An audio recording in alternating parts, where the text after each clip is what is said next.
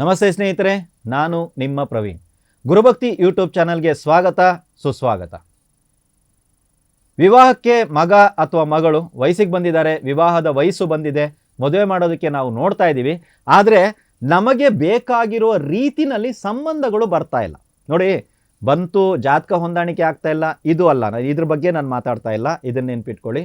ನಾನು ಹೇಳ್ತಾ ಇರೋದೇನು ಅಂತ ಹೇಳಿದ್ರೆ, ನಮಗೆ ಇಂಥದ್ದೇ ಒಂದು ಸಂಬಂಧ ಬರಬೇಕು, ಇಂಥದ್ದೇ ಹುಡುಗ ಬಂದ್ಬಿಟ್ಟು ಇಂಥ ಕೆಲಸದಲ್ಲಿ ಇರಬೇಕು, ಗೌರ್ಮೆಂಟ್ ಜಾಬನ್ನೇ ನಾವು ಹುಡುಕ್ತಾ ಇದ್ದೀವಿ, ಇಂಥದ್ರಲ್ಲೇ ಇರಬೇಕು, ವೆಲ್ ಸೆಟ್ಲ್ ಆಗಿರಬೇಕು, ಇಷ್ಟೇ ಓದಿರಬೇಕು, ಈ ರೀತಿಯಾದಂಥ ಕೆಲವೊಂದು ನಿಯಮಗಳು ಇರ್ತವೆ, ಕಂಡೀಷನ್ಸ್ ಅಪ್ಲೈ.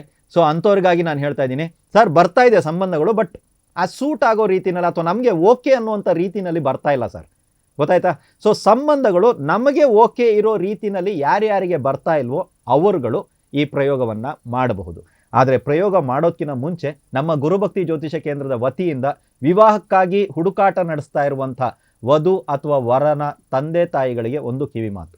ಮೊದಲು ನಿಮ್ಮ ಮಕ್ಕಳ ಜಾತಕವನ್ನು ನೀವುಗಳು ಯಾರಾದರೂ ಜ್ಯೋತಿಷರ ಹತ್ರ ಚೆಕ್ ಮಾಡಿ. ಮೊದಲೇ ಹೇಳ್ತಾ ಇದ್ದೀನಿ, ನಮ್ಮ ಹತ್ರ ಅಲ್ಲ. ಗೊತ್ತಾಯ್ತಾ? ಎಲ್ಲೇ ಆಗಿರಲಿ, ನಿಮ್ಮ ಮನೆಯ ಅಕ್ಕಪಕ್ಕದಲ್ಲೇ ಬಹಳಷ್ಟು ವಿದ್ಯಾವಂತರಿದ್ದಾರೆ, ಬಹಳಷ್ಟು ಜ್ಯೋತಿಷಿಗಳನ್ನ ನಾನೇ ನೋಡಿದ್ದೀನಿ. ಖುದ್ದು ತುಂಬ ಜನ ಇದ್ದಾರೆ, ಚೆನ್ನಾಗಿ ವಿದ್ಯಾವಂತರು ಇದ್ದಾರೆ.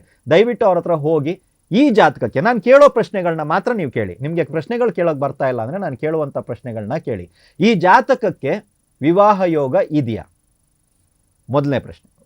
ಇದೆ ಅಂತ ಏನಾದರೂ ಬಂತು ಅಂದರೆ ಯಾವಾಗ, ಯಾವ ವಯಸ್ಸಿನಲ್ಲಿ ಅನ್ನೋದನ್ನ ದಯವಿಟ್ಟು ಕೇಳ್ಕೊಳ್ಳಿ. ಆಯಿತಾ? ನಾವೇನು ಮಾಡ್ತೀವಿ, ಒಂದು ಜಾತಕಕ್ಕೆ 28ನೇ ವಯಸ್ಸಲ್ಲಿ ಮದುವೆ ಯೋಗ ಇದೆ ಅಂತ ತಿಳ್ಕೊಳ್ಳಿ.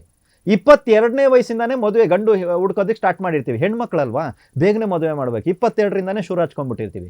23ಕ್ಕೆ ಆಗಿಲ್ಲ, 24ಕ್ಕೂ ಮದುವೆ ಆಗಿಲ್ಲ ಅಂದ್ರೂ ಕೂಡ ಏನು ಮಾಡ್ತೀವಿ, ಯಾವ ಶಾಂತಿ, ಏನಾದ್ರು ಶಾಂತಿ ಮಾಡಿದ್ರೆ ಮದುವೆ ಆಗುತ್ತಾ? ನೀವು ಇವಾಗ ಯೋಚನೆ ಮಾಡಿ ನೋಡಿ. ಕುಜ ದೋಷ ಇದೆ, ಸರಿ, ಶಾಂತಿ ಮಾಡಿದ್ರೆ 24ಕ್ಕೆ ಮದುವೆ ಮಾಡಿ ತೋರಿಸ್ತೀರಾ? 28ಕ್ಕೆ ಯೋಗ ಇರೋದು, 24ಕ್ಕೆ ಆಗುತ್ತಾ ಮದುವೆ? ಇಲ್ಲ. ಸರ್ಪದೋಷ ಇದೆ, ಶಾಂತಿ ಮಾಡಿದ್ರೆ 25ಕ್ಕೆ ಮದುವೆ ಮಾಡಿಸ್ತೀರಾ? ಇಲ್ಲ. ಮತ್ತೆ ಸೊ ದಯವಿಟ್ಟು ಆ ವಯಸ್ಸು ಯಾವಾಗ ಬರುತ್ತೋ ಆವಾಗಲೇ ಮದುವೆ ಆಗೋದಕ್ಕೆ ಚಾನ್ಸಸ್ ಇರೋದು, ಬೇರೆ ಟೈಮಲ್ಲಿ ಆಗಲ್ಲ. ನಿಮಗೆ ಅಂತೇಳ್ಬಿಟ್ಟು ಈ ಒಂದು ಜೀವನದಲ್ಲಿ ಏನಾದ್ರು ಯೋಗ ಇದೆಯಾ? ಇದೆ. ಯಾವಾಗ ಆ ಅನುಭವಿಸುವಂಥ ಯೋಗ ಯಾವಾಗ ಬರುತ್ತೆ? ದಯವಿಟ್ಟು ಇದನ್ನು ಜ್ಯೋತಿಷರ ಹತ್ರ ಕೇಳಿ. ಜ್ಯೋತಿಷರು ಉತ್ತರ ಕೊಡ್ತಾರೆ. ನೀವು ಕೇಳಲ್ಲ, ಅವ್ರು ಕೊಡಲ್ಲ. ಸ್ವಾಮಿ ತಗೊಳ್ಳಿ, ಈ ಜಾತಕ ನೋಡಿ, ಕುಜದೋಷ ಇದೆಯಾ? ನೀವೇ ಡಿಸೈಡ್ ಮಾಡಿಬಿಟ್ಟಿರ್ತೀರಾ, ಕುಜದೋಷ ಇದೆಯಂತೆ, ಶಾಂತಿ ಮಾಡಿದ್ವಿ, ತಗೊಳ್ಳಿ, ನಾವು ಗೋಕರ್ಣಕ್ಕೆ ಹೋಗಿದ್ವಿ, ಶ್ರಾದ್ದ ಎಲ್ಲ ಮಾಡ್ಕೊಂಬಂದಿದ್ವಿ, ಇನ್ನೂ ಪಿತೃದೋಷ ಇದೆಯಾ? ಇದು ನಿಮ್ಮ ಪ್ರಶ್ನೆಗಳಾಗಿರ್ತವೆ. ಪ್ರಶ್ನೆಗಳನ್ನ ಕೇಳೋದನ್ನು ದಯವಿಟ್ಟು ಬದಲಾವಣೆಯನ್ನು ಮಾಡ್ಕೊಳ್ಳಿ. ಈ ರೀತಿ ವಿವಾಹ ಯೋಗ ಇದೆ, ದಶಾಭುಕ್ತಿಗಳು ಕೂಡ ಸಪೋರ್ಟ್ ಮಾಡ್ತಾ ಇದೆ, ಇದೇ ವರ್ಷದಲ್ಲಿದೆ, ಗೋಚಾರ ಇದರ ಜೊತೆಗೆ ಸಪೋರ್ಟಿವ್ ಆಗಿದೆ ಅಂದಾಗ, ಆದರೂ ಸಹಿತ ನನಗೆ ಬೇಕಾಗಿರುವಂಥ ಸಂಬಂಧಗಳು ಬರ್ತಾ ಇಲ್ಲ ಅಂದರೆ ದಯವಿಟ್ಟು ಒಂದು ದಿನ, ಅದು ಯಾವುದು ಒಂದು ದಿನ ಅಂದರೆ ಅಮಾವಾಸ್ಯೆ ಕಳೆದು ಬರುವಂಥ ಫಸ್ಟು ಬುಧವಾರ. ಅಮಾವಾಸ್ಯೆ ಕಳೆದು ನೆಕ್ಸ್ಟ್ ಯಾವುದು ಬರುತ್ತೆ ಬುಧವಾರ ಅಂತ ನೋಡಿ. ಮೊದಲಿಗೆ ಇವಾಗ ಅಮಾವಾಸ್ಯೆ ಮಂಗಳವಾರ ಬಂದಿದ್ದರೆ ಮಾರನೇ ದಿನ, ಅಮಾವಾಸ್ಯೆ ಬುಧವಾರ ಬಂದಿದ್ದರೆ ನೆಕ್ಸ್ಟ್ ಬುಧವಾರ. ನೆನ್ಪಿಟ್ಕೊಳ್ಳಿ, ಇದೊಂದು ಮಾತ್ರ, ಓಕೆನಾ? ನೆಕ್ಸ್ಟ್ ಬುಧವಾರ ನೀವೇನು ಮಾಡಬೇಕಂದ್ರೆ, ನಿಮ್ಮ ಮನೆಯ ಹತ್ತಿರದಲ್ಲಿ ಎಲ್ಲಾದರೂ ಮಂಗಳಾಮುಖಿಯರು ವಾಸ ಮಾಡ್ತಾ ಇರುವಂಥ ಜಾಗ ಇದೆಯಾ ಅನ್ನೋದನ್ನು ನೀವು ನೋಡ್ಕೋಬೇಕು. ಅವರ ಮನೆಗಳಿದೆಯಾ ಅನ್ನೋದನ್ನು ನೀವು ನೋಡ್ಕೊಳ್ಳಿ. ಅಲ್ಲಿಗೆ ನೀವು ತೆರಳಬೇಕಾಗತ್ತೆ. ತೆರಳುವ ಮುನ್ನ ಅವರಿಗೆ ಬೇಕಾಗಿರುವಂಥದ್ದು ಅರ್ಶನ ಆಗಿರ್ಬೋದು, ಕುಂಕುಮ ಆಗಿರ್ಬೋದು, ಹೂವು ಆಗಿರ್ಬೋದು, ಹಸಿರು ಸೀರೆನೇ ಕೊಡಬೇಕಾಗುತ್ತೆ, ಹಸಿರು ಬಳೆಗಳನ್ನೇ ಕೊಡಬೇಕಾಗುತ್ತೆ. ಇದರ ಜೊತೆಗೆ ಭಿಕ್ಷೆ ಅಲ್ಲ, ದಕ್ಷಿಣೆಯನ್ನು ಕೊಡಬೇಕಾಗುತ್ತೆ. ಅದರ ಹೆಸರು ದಕ್ಷಿಣೆ. ಅರ್ಥ ಆಯ್ತಲ್ವಾ? ಇದನ್ನ ತಗೊಂಡು ನೀವುಗಳು ಅವ್ರ ಜೊತೆ ಹೋಗ್ಬೋದು. ವಧು ಅಥವಾ ವರ ನೀವು ಯಾರಿಗೋಸ್ಕರ ಮಾಡ್ತಾ ಇದ್ದೀರೋ ಅವ್ರನ್ನೂ ಕೂಡ ಕರ್ಕೊಂಡು ಅವರಿರುವಂಥ ಸ್ಥಳಗಳಿಗೆ ನೀವು ತೆರಳಬೇಕು. ಹೋಗೋ ಮುನ್ನ ನಾನೊಂದು ಮಾತು ಹೇಳ್ತೀನಿ. ಇವಾಗೆಲ್ಲ ಸೀರೆನಲ್ಲಿ ಬಂದ್ಬಿಟ್ಟು ಒಂದು ಬ್ಲೌಸ್ ಪೀಸು ಸೇರಿಸಿ ಬರ್ತದೆ, ಅಂದರೆ ಅಟ್ಯಾಚ್ ಆಗಿ ಬರುವಂಥದ್ದು ಇರುತ್ತೆ. ಇಲ್ಲಿ ನೀವು ಕೊಡುವಂಥ ಒಂದು ಪೀಸ್ ಏನು ಬಟ್ಟೆ ಕೊಡ್ತಾ ಇದ್ದೀರೋ, ಸೀರೆ ಸಪ್ರೇಟ್ ಆಗಿರಬೇಕು, ರವಿಕೆ ಪೀಸು ಸಪ್ರೇಟ್ ಆಗಿರಬೇಕು. ಸಪ್ರೇಟ್, ಎರಡೂ ಹಸಿರು ಬಣ್ಣದ್ದೇ ಆಗಿರಬೇಕು. ಸಪ್ರೇಟ್ ಇರುವಂಥದ್ದನ್ನು ತಗೊಂಡು ಹೋಗಿ ಅಲ್ಲಿಗೆ ಹೋಗಿ ಆ ಮಂಗಳಾಮುಖಿಯರಿಗೆ ಇದನ್ನು ಕೊಟ್ಟು ಅವರಲ್ಲಿ ಆಶೀರ್ವಾದವನ್ನು ಪಡೀಬೇಕು. ಯಾರು ವಿವಾಹಕ್ಕೆ ಯೋಗ್ಯವಾಗಿರುವಂಥ ಅಥವಾ ವಿವಾಹಕ್ಕೆ ಗಂಡು ಅಥವಾ ಹೆಣ್ಣನ್ನು ನೋಡ್ತಾ ಇರುವಂಥ ವಧು ಅಥವಾ ವರ ಆಶೀರ್ವಾದವನ್ನು ಪಡೀಬೇಕು.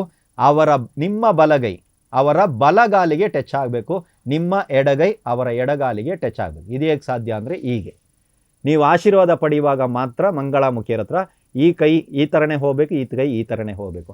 ಈ ರೀತಿ ನೀವು ಆಶೀರ್ವಾದವನ್ನು ಪಡೀರಿ. ಮನೋಕಾಮನೆ ಏನಿದೆಯೋ ಅದು ನಮಗೆ ಸಿದ್ಧಿಸಲಿ ಅಂತ ನೀವು ಆಶೀರ್ವಾದ ಮಾಡಿ ಅಮ್ಮ ಅಂತ ಕೇಳ್ಕೊಳ್ಳಿ. ನಿಮ್ಮಿಷ್ಟಕ್ಕೆ ನೀವು ಆಶೀರ್ವಾದನ ಪಡೆದು ಬನ್ನಿ. ಖಂಡಿತವಾಗ್ಲೂ ನಿಮಗೆ ಸರಿಯಾಗಿ ಹೊಂದಿಕೆ ಆಗುವಂಥ ಅಥವಾ ನಿಮಗೆ ಓಕೆ ಅನಿಸ್ಬೇಕು. ಹೊಂದಿಕೆ ಆಗುವಂಥದ್ದನ್ನು ನಿಮಗೆ ಓಕೆ ಅನಿಸ್ಬೇಕು. ಆ ಓಕೆ ಅನಿಸುವಂಥ ಒಂದು ಸಂಬಂಧ ನಿಮ್ಮನ್ನು ಹುಡ್ಕೊಂಡು ಬರೋದಕ್ಕೆ ಪ್ರಾರಂಭ ಆಗುತ್ತೆ. ಸೊ ಈ ಪ್ರಯೋಗವನ್ನು ಮಾಡ್ತೀರಾ ಅಂತ ಆಶಿಸ್ತೇನೆ. ಅದ್ರ ಜೊತೆಗೆ ಜ್ಯೋತಿಷದ ಒಂದು ಮೂಲ ವಿಚಾರವನ್ನು ನಿಮ್ಮ ಜೊತೆ ನಾನು ಹಂಚ್ಕೊಂಡಿದ್ದೀನಿ. ದಯವಿಟ್ಟು ಯಾರೇ ಗಂಡು ಹೆಣ್ಣು ನಾವು ಇವಾಗ ಮದುವೆ ಮಾಡಿಸೋಕೆ ಹೋಗ್ತಾ ಇದ್ದೀವಿ ಅಂದರೆ ದಯವಿಟ್ಟು ಪ್ಲೀಸ್ ಒಂದ್ಸಲ ನಿಮ್ಮ ಜಾತಕವನ್ನು ಹತ್ತಿರದಲ್ಲಿರುವಂಥ ವಿದ್ಯಾವಂತರಿಗೆ ತೋರಿಸಿ, ಆಯಿತಾ. ಈ ವಿಡಿಯೋ ನೋಡ್ಬಿಟ್ಟು ನಮ್ಮ ಕಚೇರಿಗೆಲ್ಲ ಕರೆ ಮಾಡೋದು ಕೂತ್ಕೋಬೇಡಿ, ನಮ್ಮದು ಅಪಾಯಿಂಟ್ಮೆಂಟ್ ಪಡೀಲೇಬೇಕಾಗುತ್ತೆ. ನೀವು ಯಾರ ಹತ್ರ ಹೋದ್ರೂ ಅಷ್ಟೇ ದಯವಿಟ್ಟು ಹೋಗಿ ನಾನು ಕೇಳಿರುವಂಥ ಪ್ರಶ್ನೆಗಳನ್ನ ಕೇಳಿ ನಿಮಗೆ ಆ ಒಂದು ಗೊಂದಲದಿಂದ ಹೊರಗಡೆ ಬಂದ್ಬಿಡ್ತೀರ. ಯಾರ್ಯಾರಿಗೆ ಇವಾಗ ಇನ್ನೂ ಮದುವೆ ಆಗ್ತಾ ಇಲ್ಲ, ಕುಜ ಶಾಂತಿ ಮಾಡಿದೆ, ಸರ್ಪದೋಷ ಶಾಂತಿ ಮಾಡಿದೆ, ಅದು ಮಾಡಿದೆ ಇದು ಮಾಡಿದೆ, ಇನ್ನೂ ಮದುವೆ ಆಗ್ತಾ ಇಲ್ಲ ಅನ್ನೋರು ಹೋಗಿ ಇವಾಗ ಜಾತಕ ತೋರಿಸಿ ನಾನು ಕೇಳಿರೋ ಪ್ರಶ್ನೆ ಕೇಳಿ ನಿಮಗೆ ಆ ಗೊಂದಲದಿಂದ ನೀವುಗಳು ಹೊರಗಡೆ ಬರ್ತೀರಾ. ಎಲ್ರಿಗೂ ಒಳ್ಳೆಯದಾಗಲಿ.